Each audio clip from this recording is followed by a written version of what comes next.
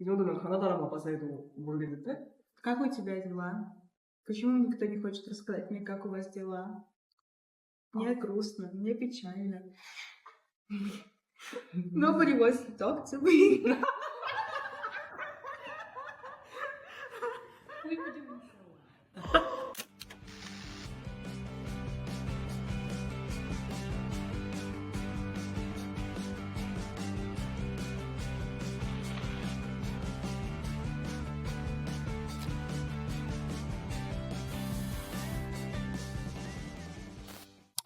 You use language every day, but have you ever thought more about it?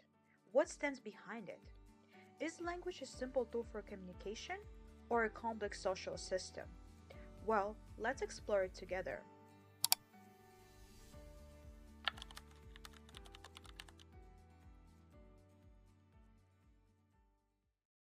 Okay, let's start with a question. What actually makes language a social structure?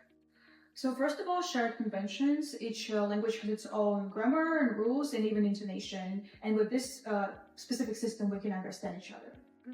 And language reflects society. The way we speak can show class, gender, power. So it also reinforces social norms. Yeah. And plus, it's not a natural thing. We absorb it by socialization. So through parents, friends, or media. And mother tongue is just even taught to us. We absorb it by living on it. But I think what's interesting is that a language itself is not just one social system. Different languages are their own social systems and they have like their own unique and special characteristics, right? So can you like tell us about what's unique about Korean? In Korean, language reflects social hierarchy through an elaborate system of honorifics. The way you speak changes depending on the listener's age, status, or relationship to you.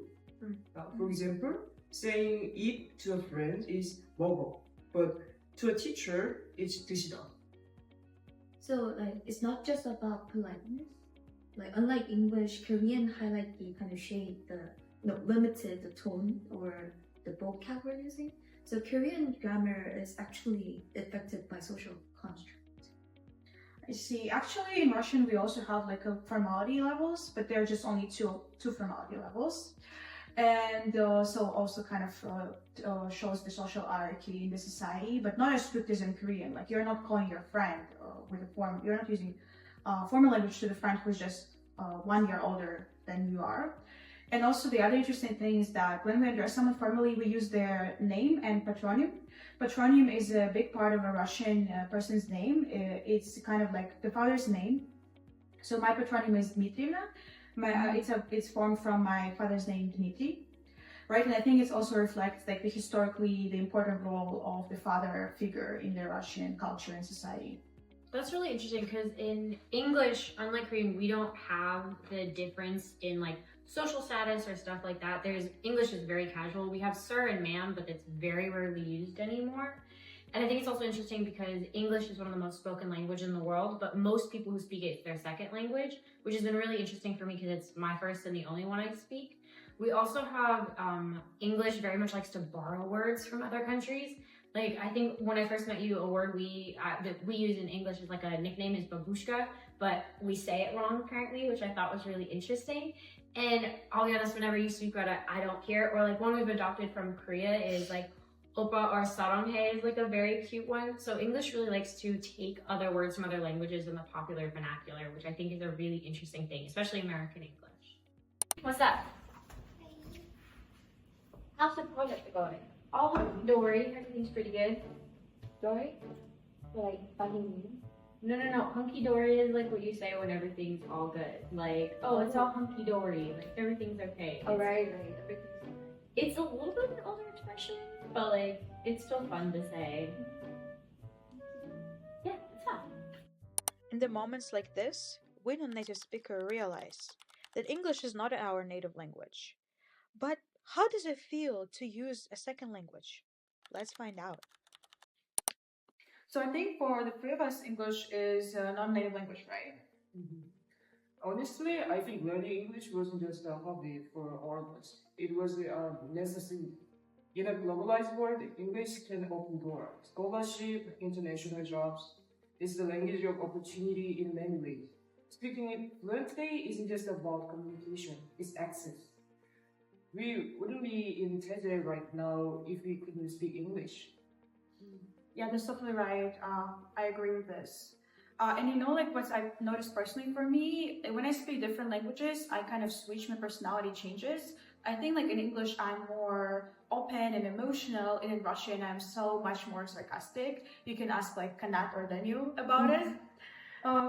Yes, and I think like when I also speak with people who speak both Russian and English, we like switch the languages in between naturally. We don't even notice that. But one thing that I forgot to say like before is that Russian is actually a gendered language, so it has gendered nouns, verbs, adjectives. So sometimes even in English, I forget that English is genderless, and I name a chair like he, or like a table like he. You know. So for me, the thing I noticed that I don't learn English or language only by person. I learn it from books, movie, or like even through memes. So I usually like pick up slangs for in the YouTube comments or some like pick up the tone from the fictions. Through the network theory, the language does not live only in us. It's between us and between the thing we interact with us. So I think it's interesting to talk about like experience of those who live in a native culture like me and Jesse do. I think it actually let us see that language is a social construct. Yeah, it really reinforced it because you have this shared like culture and interest that creates social construct, and seeing something that's so wildly different, especially the one I grew up in, has been really interesting. Something we talked about earlier was like honorifics and how you guys use them like every day in Korea, but honestly they make me somewhat uncomfortable as someone who grew up in a very casual like conversation. I mean, the Korean students don't use them with me because we conversate in English, but I think even if we were speaking in Korean, I low-key think it would make me uncomfortable to use. Yeah, and I think it's also like living in Korea kind of uncovered my ability to communicate non-verbally. Basically, non-verbal language is also communication. You know, when I go to the supermarket, I don't understand something. Sometimes I just like use gestures to figure out to show people what I need. Sometimes translator doesn't work properly, right? So I just like, please do this. But it still works. People still understand me even without the words. So I think that's also a great example of nonverbal language as well. Yeah, and I mean, familiarity with the person always really helps too, because I know with like Hua, she has to translate a lot of times for Jinsong and Younghoon a little bit, and so does Haesung. And I can even kind of understand what's going on in the conversation a little bit more now, just because of familiarity with them in the language, which has been really interesting. But overall, I think it really shows the homogenization of constructs and how language really does help define you as a person. Excuse me, can we order? Yes, hello. What can I get you? Ma'am? This is okay. What do you want? We want 2 cappuccinos and 1 zero, please. How is the work as a waiter? Oh, okay. I will get your order. It's okay. But actually, it's a waitress. I'm a waitress, not a waiter. But thank you for your order. I will come back as soon as possible. Thank you. Just for clarification, waitress is for females, waiter is for males, but most people just use server nowadays because it's more gender inclusive and it's usually like the nicer way to put it. Waiter, waitress, isn't even that important to know which one to use? Well, let's see if it is. Okay, so I want to bring us back to a point Daria made earlier about Russian being a gendered language, same as Spanish and several other ones, where Korean is non-gendered. But even though that's the case, you still have gender come up in lots of ways, such as pronouns and even certain behaviors or expectations about how to speak and ways to behave. Yeah, that's right. Russian is a gender language. Every word, like almost every kind of part of the speech has gender attached to it. And sometimes it kind of reinforces whatever like existing roles we have. It's very common that for some professions, for example, there's only like a male version of the profession, and even women will call themselves like with a male version. For example, for doctor, we have only like a male noun, but for the teacher, we have both male noun and female noun. Language often reflects traditional gender roles.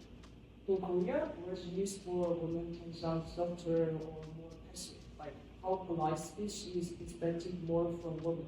It's subtle, but it reinforces expectations about how women should behave. Also, think about the phrases like bossy for girl and also assertive for The word we use describes similar behavior often for different disciplines based on gender. Language shapes not just how we see women, but how society treats them.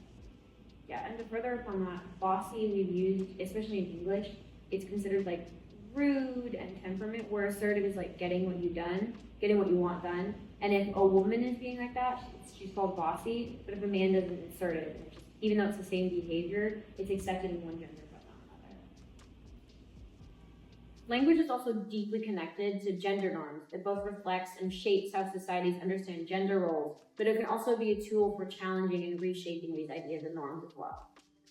So, like, while I think English is genderless language, it still has some things like gender pronouns and some vocabulary, right, connected to gender. Yes, this is correct. And one of the ways they've been combating this is using they, them as singular pronouns. So, like, an example is my brother's partner of 7 years is non-binary, and they go by they, them. So it would just be like, oh, they went there. But another way a lot of people are also combating that is just using people's names instead. So instead of being like, they did, they'd be like, oh, Daria did this, Hua came with me. I see. And you know, like, if we're coming back to Russian again, it's a gender language. So what could we do there?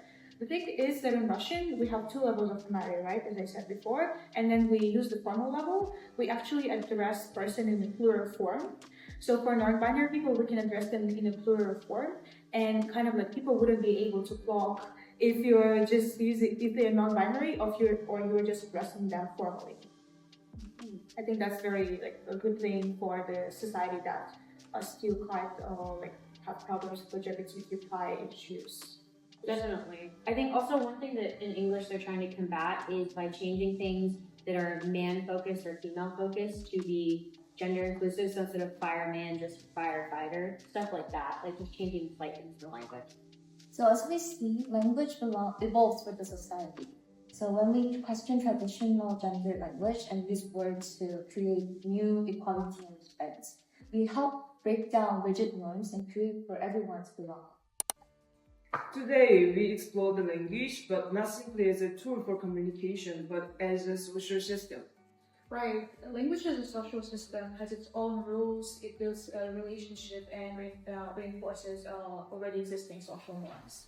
And in our presentation, we also show you how, for our native languages like Korean or Russian, our identity is shaped and how learning English as second language impacted us. Yeah, we also talked about how language mirrors social power. It can show gender roles, hierarchy, need for respect, and even different languages for men and women, such as calling, we talked about women being called bossy, but we use the same parameters and call men leaders. At the same time, language evolves. So from book to meaning, we learn and adapt. By using more inclusive and respectful words, we can challenge outdated norms and make space for everyone to belong. So let's keep questioning, let's keep learning and reshaping the language according to the world that we want to live in. Thank you for joining us today. Bye.